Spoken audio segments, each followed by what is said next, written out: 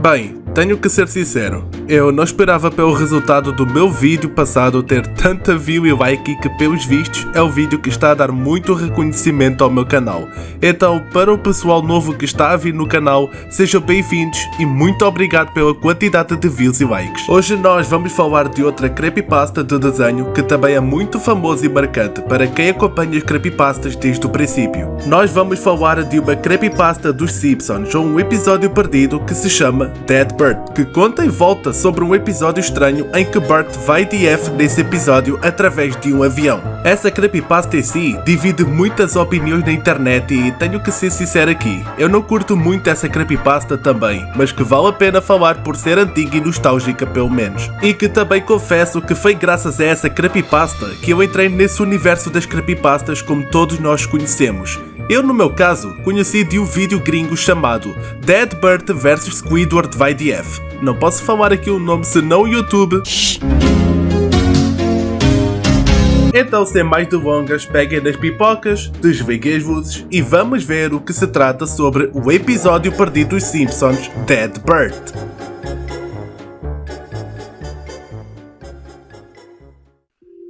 Vocês sabem como a Fox tem uma maneira estranha de contar os episódios dos Simpsons? Eles se recusam a contar alguns deles, tornando a quantidade de episódios inconsistente. A razão para isso é um episódio perdido da primeira temporada. Encontrar detalhes sobre este episódio perdido é difícil.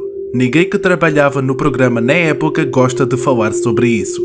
Do que foi reunido, o número de produção do episódio era 7G06 e o título era Dead Bird. O episódio rotulado como 7G06 Moaning Lisa foi feito mais tarde e recebeu o código de produção de Dead Bird para esconder a existência deste último.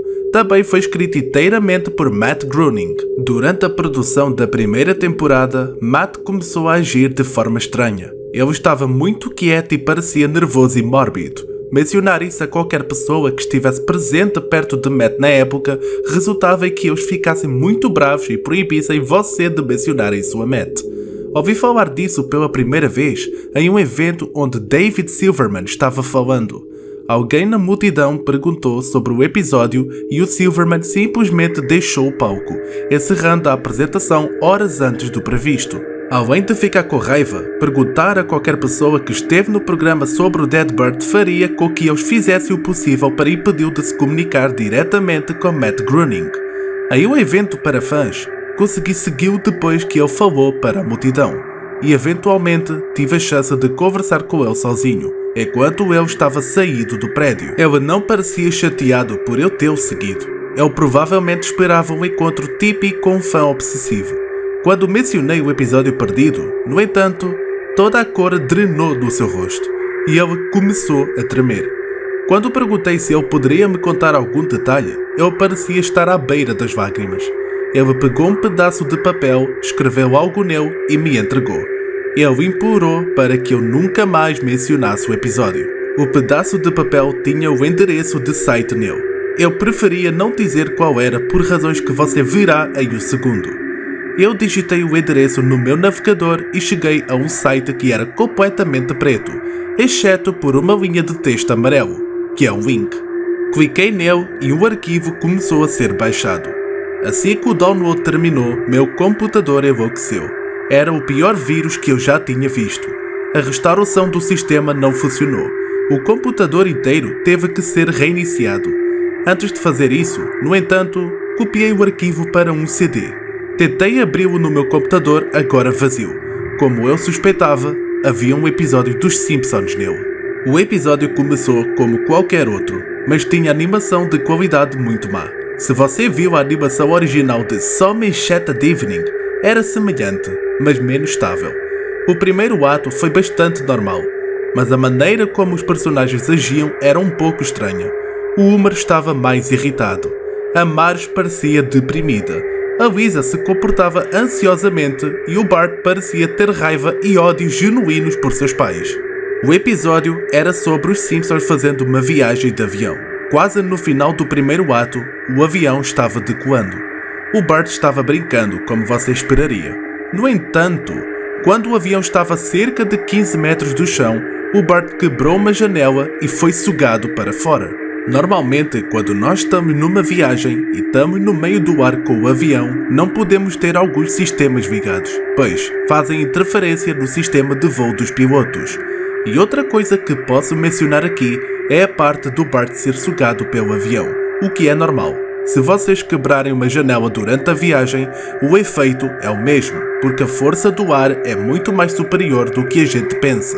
Mas bem, continuando a história. No início da série, Matt teve a ideia de que o estilo de animação do mundo dos Simpsons representava a vida, e que a morte tornava as coisas mais realistas. Daí o motivo de ter sido usado neste episódio. A imagem do corpo do Bart era quase irreconhecível. Eles aproveitaram ao máximo o fato de não ter que se mover e fizeram um desenho quase fotorrealista do seu corpo morto. O primeiro ato terminou com a cena do corpo de Bart. Quando o segundo ato começou, Homer, Marge e Lisa estavam sentados à mesa, chorando. O choro continuou e continuou. Tornou-se mais doloroso e realista, uma atuação melhor do que você poderia imaginar. A animação começou a decair ainda mais enquanto eles choravam, e você podia ouvir murmúrios ao fundo. Os personagens mal podiam ser distinguidos. Eles estavam se esticando e borrando, parecendo sombras deformadas com cores brilhantes aleatórias jogadas sobre eles. Havia rostos na janela, piscando para dentro e para fora, de modo que você nunca tinha certeza de como eles eram. Basicamente, o segundo ato só se resume a choros e choros, e nada de mais por aí. O terceiro ato abriu com um cartão de título dizendo que um ano havia passado. Homer, Marge e Lisa estavam esqueléticas e ainda sentados à mesa. Não havia sinal de Maggie ou dos animais de estimação. Eles decidiram visitar o túmulo de Bart. Springfield estava completamente deserta, e enquanto caminhavam para o cemitério, as casas ficavam cada vez mais decrépitas. Todas pareciam abandonadas. Quando chegaram ao túmulo, o corpo de Bart estava deitado na frente de sua lápide, parecendo exatamente como estava no final do ato 1. A família começou a chorar novamente. Eventualmente, eles pararam e apenas olharam para o corpo de Bart.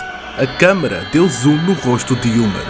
De acordo com os resumos, Homer conta uma piada nesta parte, mas não é audível na versão que eu vi. Então você não pode dizer o que ele está dizendo. A câmara se afastou enquanto o episódio chegava ao fim. As lápides ao fundo tinham os nomes de todas as estrelas convidadas dos Simpsons, algumas que ninguém tinha ouvido falar em 1989, outras que ainda não tinham aparecido no programa. Todas elas também tinham datas de morte. Para os convidados que morreram desde então, como Michael Jackson e George Harrison, as datas eram quando eles morreriam. Os créditos eram completamente silenciosos e pareciam escritos à mão. A imagem final era a família Simpson no sofá, como nas introduções, mas todos desenhados no estilo hiperrealista e sem vida do corpo de Bart. Uma ideia me ocorreu depois de ver o episódio pela primeira vez. Você poderia tentar usar as lápides para prever a morte de estrelas convidadas vivas dos Simpsons, mas havia algo estranho na maioria daqueles que ainda não morreram. Todas as suas mortes estão listadas na mesma data.